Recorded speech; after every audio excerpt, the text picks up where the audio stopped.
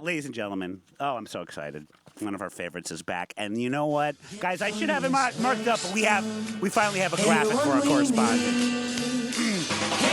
Oh, that looks great.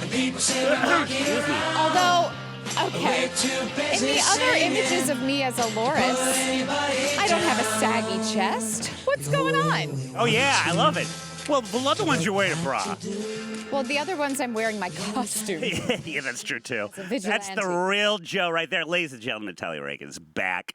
She's the one for anthropologist, comedian, host, writer, professor, monkey chaser, producer, animal expert. And again, our favorite correspondent. Please don't tell the other correspondents that. Oh, I won't. Thank you.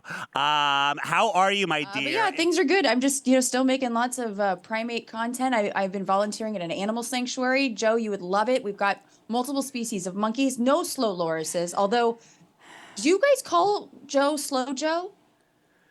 By any chance with the slow loris? Yeah. I mean, Slow Joe makes more sense, but we named this loris Dolores. Oh, yeah. So Dolores the loris is me. Slow Joe, no. That's a lot. Slow Joe, no. I like Dolores. No. Yeah, Dolores. Slow Joe is just how she is. But then if we want to get to the primate part, but it's I like it. I like it's still been going on, the whole slow loris thing, for at least over 4 years now. Very sad. Now, where is this sanctuary? Well, slow thing. Oh, it's in Agua Dulce, California. It's called Animal Tracks, and so we. They basically have rescued a lot of exotic pets, former pets, and also entertainment animals. So they have like a former entertainment baboon named Chrissy, who is a Hamadryas olive baboon hybrid. And she's about 19 years old, but she was retired. That's the sad thing. When people use primates in the movies and TV, they have to be retired pretty young, because as soon as they hit like sexual maturity or become a little bit unruly, you don't want them on set. And so she's been at the sanctuary for a very long time, and they have multiple species of capuchins. Tara, who is in Pirates of the Caribbean, so I always ask her about Johnny Depp, like, give me the real scoop. She gets a real wistful look. She just flings her feces. Her PTSD for all the times he came on set high. My question for you is, these entertainment animals, fascinating, when they have been retired, do you think they miss it? Like, if there's a part of them that really only knew this sort of lifestyle, do these sanctuaries maybe set up some lights for them or craft services to make the transition easier? Well, funny you should mention that, Joe. That's part of my job. I get in there and I film them, bring in the whole crew. The craft service is very important. Hair and makeup, hoof and comb.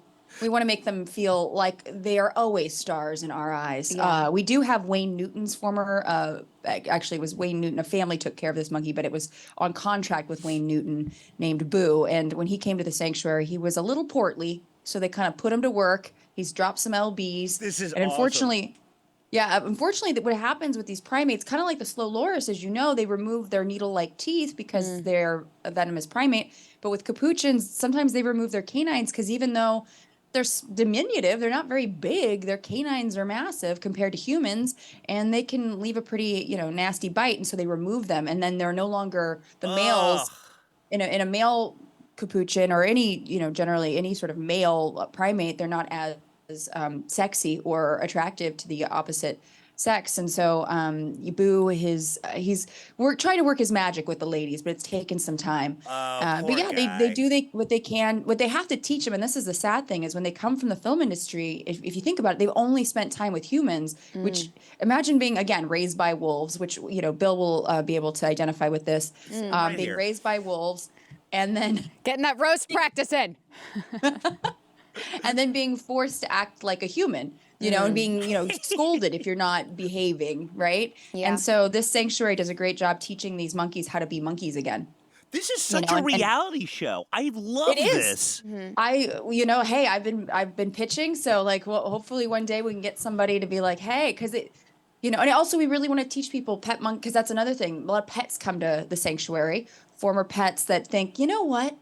I'm going to get my 4-year-old child a pet macaque. It sounds like a great idea. And then, 2 weeks in, when their home has been absolutely destroyed and maybe a face ripped off, they're like, that was a bad idea. Yes. I need to get this monkey to a sanctuary. That's also something we really want to drive home, that exotic animals make terrible pets. And in fact, I just did a video yesterday about Pablo Escobar, the famed drug lord, created his own private zoo in the early 80s. And one of the animals that he decided to import to Colombia, which is not native to Colombia, were 4 hippos. Yes, ma'am. From, Oh, yeah. yep, I 4 know. hippos.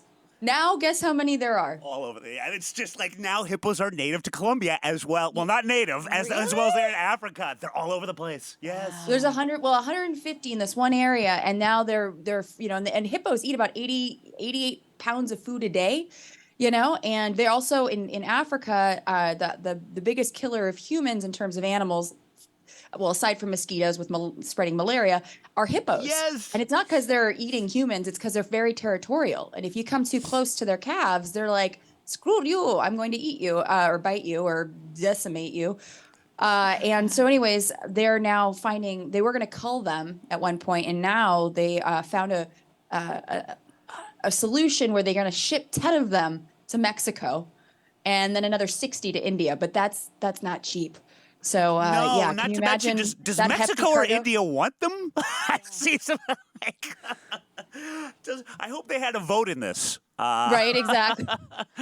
Well, I'll tell you what, this reality show is such a great idea, and because of your acting druthers, you have to do, in a monkey suit or chimp suit, a reenactment, because to that point, and it have to be a reenactment because I believe he's no longer with us, but for a while, the oldest chimp on record was the original cheetah in the Tarzan movies, and he was at a retreat in Florida for old Hollywood animals. Oh, wow. And because he had been around, and he had been addicted to smoking, I believe, because they thought that was funny and all that stuff. But he was, for a while, the oldest chimp that had ever lived because he had been there. And he died recently, I think. Yeah, he died. I think he was 75. He was old. He was, and that's the thing is, animals in the wild don't necessarily live as long as those in captivity. There are some exceptions, like great white sharks. They haven't been able to really keep captive very well. However, a lot of other animals that would be like, for instance, P22, our mountain lion here in Los Angeles, may he rest in peace. People were really upset that they had to euthanize him. He was very badly injured, and people didn't realize at age 12. In the wild for a mountain lion is ancient because they usually die of, fighting with other males. They're very territorial. So, because he lived on this island landscape here in Griffith Park, he didn't come into contact with any competitors or any mates. So he probably died a virgin, which is just so sad. Oh, no. Thank you for not bringing me into that one, along with the being raised by wolves one as well. But yeah, P22 and I have a lot in common. Yeah, just real quickly, Dizzy Apes, because it sounds like a punk band name. Every culture has found a way of evading reality through dedicated and special rituals, practices, or ceremonies. This human trait of seeking altered states is so universal historically and culturally that it raises the intriguing possibility that this is something that has been potentially inherited from our evolutionary ancestors. If this was indeed the case, it would carry huge consequences on how we think about modern human cognition, capacities, and emotional needs. Now, this is what Associate Professor of Psychology at the University of Warwick just recently said upon doing research on apes, and they spin.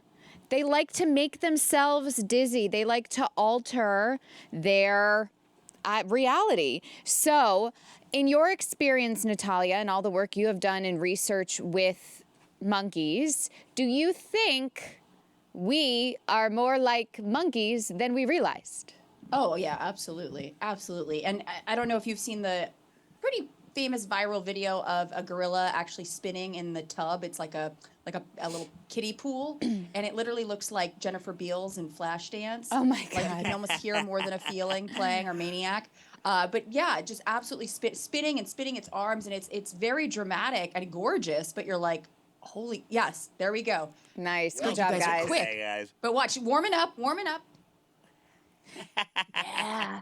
And so on look at this. average, primates revolved 5.5 times per episode of spinning, and the average speed 1.5 revolutions per second.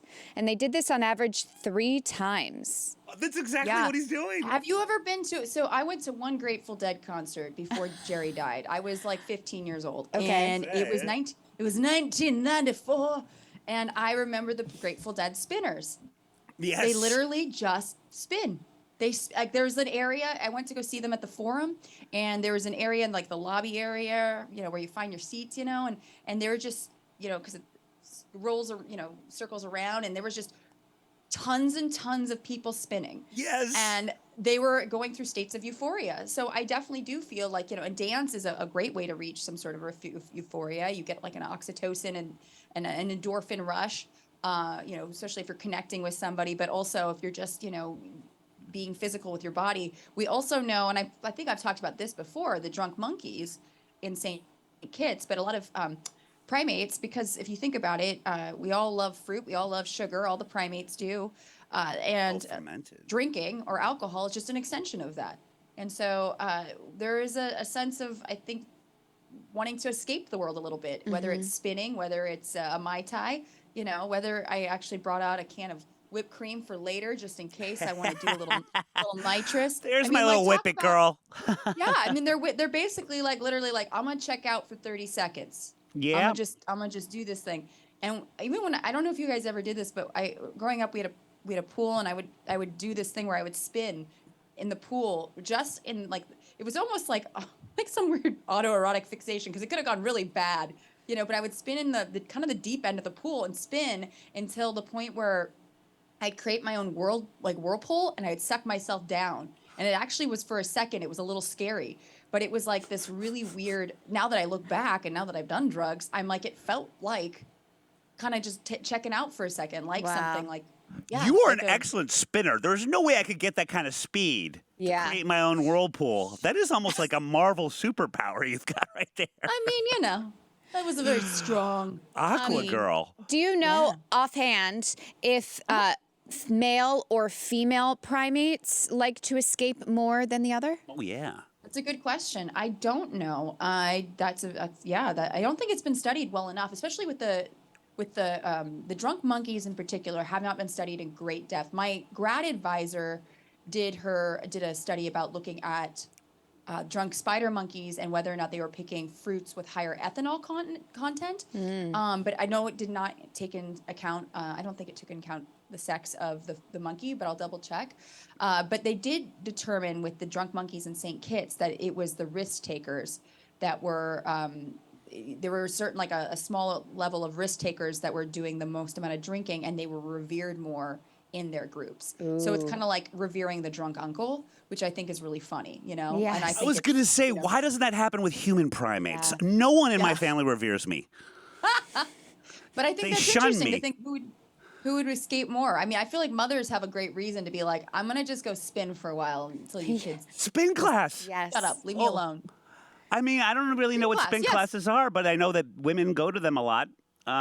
So it's an escape, that's for sure. Yeah. I mean, I used to do it. I'm a hippie. Like I can dress, I can clean it up, but like I am a hippie down below. And I used to go to ecstatic dance classes where you just like literally do whatever your body wants. And it's sometimes super euphoric. Sometimes it just gets weird, which can be euphoric. But I think humans and primates like love just sort of feeling it out and play. And by the way, play is a huge part of being a primate. It actually kind of helps teach us how to be a primate. So even playing into adulthood sort of helps you test the boundaries, how to interact with one another, how to interact with yourself. And, so I feel like dance is part of that.